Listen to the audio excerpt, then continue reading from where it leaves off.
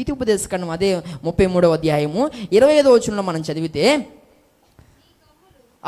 నీ కమ్ములు ఇనుపవియు ఎత్తడివినై ఉండును అనేటువంటి మాట మనము చూస్తున్నాం. ఆషేరు పాదరక్షకులు కలిగినవాడు. ఈ యొక్క పాదరక్షకాలు దేనికి గుర్తు? దేనికి గుర్తు? ఎఫెసీయులకు రాసిన పత్రిక 6వ అధ్యాయం 15వ వచనాన్ని మనం చదువుకుందాం. ఒక ఆత్మీయుడు ఎందుకు పాదరక్షలు ధరించాలి అనేటువంటి మాట మనం చూస్తే, పాదములకు సమాధాన సువార్త వలనైన సిద్ధ మనసును జోడు తొడుక్కుని నిలవబడుడి. దేవునికి స్తోత్రం కలుగును గాక. ప్రతి క్రైస్తవుడు జోడు వేసుకోవాలి. ఏ జోడు? ఇప్పుడు నువ్వు వేసుకుని వచ్చింది కాదు, అదెందుకు, ఆ జోడు కాదు. కానీ ఇప్పుడు సరే ఆ జోడు వేసుకుని వస్తే వేసుకొచ్చాలే, కానీ ఇప్పుడు తిరిగి వెళ్తున్నప్పుడు నేను పరిచయం చేసిన జోడు కొనుక్కోపో. దేవునికి స్తోత్రం కలుగును గాక.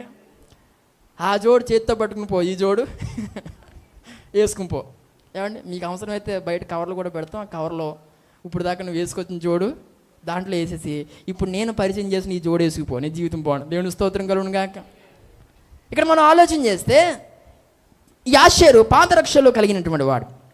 ఈ యొక్క జోడు ఎలాంటి జోడు అంటే సమాధాన సువార్త వలన సిద్ధ మనసు అనే జోడు. అంటే సమాధాన వార్త చాటించేటువంటి ఆ జోడును మనం కలిగి మనము నిలవబడిన వారిగా మనం ఉండాలి. దేవునికి స్తోత్రం కలుగును గాక. ఈరోజు మనమందరం ఎలాంటి అనుభవాన్ని కలిగిన వారిగా మనం ఉండాలంటే సమాధాన వార్త పిల్లరా చాటించే వారిగా మనము ఉండాలి. సమాధాన వార్త చాటించాలి మనం. ఏమండి, ఒక చోట ఒక విషయాన్ని విన్నాం పిల్లరా, అది చెప్పేటప్పుడు సమాధాన వార్తగా మనం చెప్పాలి. ఏమండి, ఒక చోట చనిపోయారు, ఆ కుటుంబానికి చెప్పాల్సి వచ్చినప్పుడు ఆ చెడు వార్త ఎలా చెప్పాలి? చాలా సున్నితంగా నెమ్మదిగా వార్తను ఏం చేయాలి? వారికి చెప్పాలి. చచ్చిపోయాడు అంటే ఆ మాట ఏంటంటే నువ్వు చెప్పడం విని వారు ముందు ఏమైపోతారు? చచ్చిపోతారు. కొంతమంది పిల్లరా ఒక విషయాన్ని మామూలుగానే ఉంటారు, కానీ చెప్పాల్సి వచ్చినప్పుడు చాలా ఎక్స్ప్రెషన్తో దాన్ని చెప్పేసరికి అవతలోళ్ళకి ఏమండి గుండెకాయలు మొత్తం మోకాలు చిప్పల్లోకి వచ్చేస్తాయి. ఏమండి ఇక అన్నామంటే ఇంకా అవతల గుండె జారిపోయిందే. ఇంకా నీకు ఏది చెప్పడం రాదు. ఏది సీరియస్గా చెప్పాలో అది సీరియస్గా చెప్పు, ఏది సీరియస్గా చెప్పాలో అది పొల్ల ఎగిలించుకుంటూ చెప్తావు. టెన్షన్ పడి వెంటనే చర్య తీసుకోవాల్సిన విషయంలోనేమో ఏం పర్లే అన్నట్టు చెప్తావు. ఏమండి, కంగారు పడాల్సిన విషయానికి ఏమో కంగారు పడే అంతగా చెప్తావు. ఇంకా వాళ్ళు ఎలాగా అయిపోతారో వాళ్ళకే తేలదు. ఇంకా జోడు ఇటు అటు అటు ఇటు వేసేసుకుని ఏమండి ఎడం చేతికి పెట్టుకోవాల్సిన వాచి కుడి చేతికి ఇంకా కింద మీద అయిపోయి ఏమండి దీనికి వెళ్ళాలో తెలదు, దీనికి వెళ్ళాలో కొన్ని మాటలు అలా ఉంటాయి. నేను అంటాను, నువ్వు చెప్పే ఏ మాట ఇతరులను అంతా భయపెట్టకూడదు. దేవునికి స్తోత్రం కలుగును గాక. ఎలా చెప్పాలి? చాలా నెమ్మదిగా చెప్పాలి. ఏమండి, ఈరోజు నేను ఆత్మీయ తండ్రి కూడా పరిచర్యలో ఉన్నాం. అమ్మగారికి ఏమండి చిన్నగా ఈ యొక్క వేలి మీద చిన్నగా కత్తిపీట తెగిందంట. వెంటనే ప్రసాద్ అంకులు వారు వెళ్ళి తీసుకెళ్ళి స్టిచ్ చేసి వేయించారు అండ్ కుట్లు వేయించారు. దేవుని కృపను బట్టి బాగానే ఉంది. వెంటనే వారు హాస్పిటల్ నుంచి ఇంటికి వచ్చిన తర్వాత నేను ఫోన్ చేశాను అనమాట. భీమవరం నుంచి నేను ఎప్పుడు ఫోన్ చేస్తాను, నౌకరీ నుంచి భీమవరం రాగానే ఒకసారి ఆత్మీయులకు ఫోన్ చేస్తాను అనమాట. మామూలుగా మాట్లాడి మళ్ళీ చర్చిలోకి వెళ్ళిపోతాను. అలా నేను ఫోన్ చేశాను. మామూలుగానే మాట్లాడారు, నవ్వుకుంటూనే మాట్లాడారు, అంతా బాగానే ఉంది. ఇంటికి వచ్చిన తర్వాత నేను అలా కూర్చుంటే నా ముందు ఆత్మీయతలు అలా కూర్చున్నారు. చాలాసేపటి వరకు నా అంతటి నేను చూసుకున్నాను, కానీ నాకు ఇలా అయ్యిందని మాత్రం చెప్పలే. నేను చూసుకున్న వెంటనే అదే చెప్పచ్చు కదా, ఎప్పుడు జరిగిందనంటే ఉదయం జరిగిందనంటే మరి నేను ఫోన్ చేశాను కదా చెప్పచ్చు కదనంటే మీరు పరిచయంలో ఉంటారు కదా ఇంటికి వచ్చిన తర్వాత చెప్దాంలే అని నేను మిమ్మల్ని కంగారు పెట్టడం దేనికని నేను ఇది చెప్పలేదని చాలా సింపుల్గా దాన్ని చెప్పారు. అదే అక్కడే చెప్పుంటే నేను 3 పాయింట్లు కాస్త 1 పాయింట్ చెప్పేసి వచ్చేసాను అనమాట. దేవుని స్తోత్రం కలుగును గాక. మన బండి అసలుకే కొంచెం స్పీడ్గానే, ఏమండి భీమవరం రూట్లో మొత్తం ఆ దారి నేనే చేస్తున్నానండి, రోడ్డు మీద రాళ్ళు లేకుండా. రోడ్డు మీద చాలా మంది వెళ్ళడానికి ఇబ్బంది పడుతున్నారట. అందుకే వారానికి ఒకసారి భీమవరం వెళ్ళి నేను ఏం చేస్తానంటే రాళ్ళన్నీ ఇటు అటు ఎగిరిపోయేలాగా చేస్తున్నాను అనమాట. సాధారణంగానే మన బండి కొంచెం గట్టిగా వెళ్తుంటుంది. ఇలాంటిది ఏదైనా విన్న తర్వాత ఇంక అటు నుంచి ఎలా వస్తాను అర్థం చేసుకోవాలి. ఈరోజు పిల్లరా ఏది చెప్పితే అవతల వ్యక్తులు కంగారు పడతారు, తొందరపడతారో ఏమండి అది సామరస్యంగా చెప్పటం ఈరోజు పిల్లలు ప్రతి ఒక్కరికి తెలియాలి. దేవునికి స్తోత్రం కలుగును గాక. ఏమండి కింద మీద చేసేసి వాళ్ళకి ఏం చేయాలో అర్థం కాని విధంగా కొంతమంది మాటలు ఉంటాయి. ఈ యొక్క ప్రత్యేకమైన సమయంలో నీ మాట తీరు ఏదైనా ఎలా ఉండాలంటే సమాధానమైన మాటగా నీ మాట ఉండాలి. దేవునికి స్తోత్రం కలుగును గాక.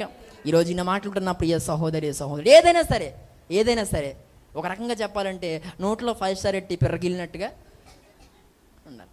ఇది కంగారు పెట్టేసి హడావిడి చేసేస్తానన్నట్టుగా ఉండకూడదు. ఈరోజు నా మాటలుంటున్న ప్రియ సహోదరుడా, మనం గమనించాల్సిన విషయం ఏంటంటే మనము ఎలా ఉండాలి అని ప్రభువు కోరుతున్నాడంటే ఈ రోజు నుండి నువ్వు సమాధాన వార్త అనబడినటువంటి ఆ జోడు నువ్వేం చేయాలి, ధరించుకోవాలి. అంటే సమాధానము పిల్లరా ప్రకటించడమే, ఇతరులను సమాధానం పరచడమే. ఎక్కడైనా సంఘములో ఒక 2 వ్యక్తులు ఏవో కారణాల చేత మాట్లాడుకోకుండా ఉన్నారనే విషయం నీకు తెలిస్తే, నువ్వు కనిపిస్తే నువ్వు వారి మధ్యకి వెళ్ళి ఈ జోడేసుకుని వాళ్ళ దగ్గరికి వెళ్ళాలట. నువ్వు దేవునికి స్తోత్రం కలుగును గాక. ఎక్కడైనా ఒక సమస్య ఉంది అని అంటే వెంటనే నువ్వు ఏ జోడేసుకుని వెళ్ళాలా? బాత్రూమ్కి వెళ్ళి జోడు కాదు, జాగ్రత్త, బాత్రూమ్కి వెళ్ళి జోడేసుకుపోయావు కనుక ఆ జోడు కాదు. నువ్వే జోడేసుకెళ్ళాలి? సమాధాన సువార్త అయినటువంటి ఆ జోడు. ఈ జోడు వేసుకుని అక్కడికి వెళ్ళి వాళ్ళ మధ్య నువ్వు ఇలాంటి ఒక మంచి కార్యం నువ్వు చేయాలి. దేవునికి స్తోత్రం కలుగును గాక. కొంతమందికి అయినా వస్తలేదు నవ్వు, ఏమండి అదో రోగం లేదు, మాకు లేదు. దేవునికి స్తోత్రం కలుగును గాక. గమనించాలి పిల్లరా, మత్తయి సువార్త 5వ అధ్యాయంలో పిల్లరా ఆ 9వ వచనంలో మనం చూస్తాం, సమాధాన పరిచేవారిగా మనం ఉండాలి. సమాధాన పరిచేవారు దేవుని కుమారులు అనబడతారని. దేవునికి స్తోత్రం కలుగును గాక. మనం ఎలా ఉండాలి? సమాధాన పరిచేవారిగా మనము ఉండాలి. అలా మనం ఉంటే మనకు ఇంకొక అద్భుతమైన దీవెన ఉంది. సమాధాన పరిచేవారి యొక్క వంశములు, సమాధాన పరిచేవారి కుటుంబాలు దేవుడు ఎలా దీవిస్తాడు అని అంటే ఆ కీర్తన గ్రంథం 37వ అధ్యాయం 37వ వచనం.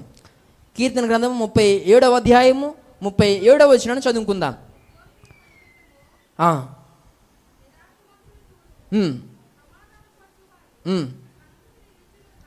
నిర్దోషులను కనిపెట్టుము, యథార్థవంతులను చూడుము.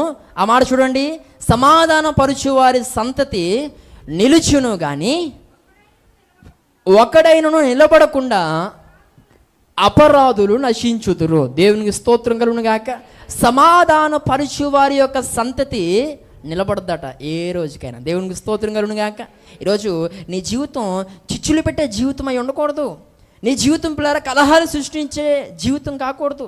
నీ జీవితం పిల్లరా ఎదుటి వారికి పగలు రేపేటువంటి జీవితం కాకూడదు.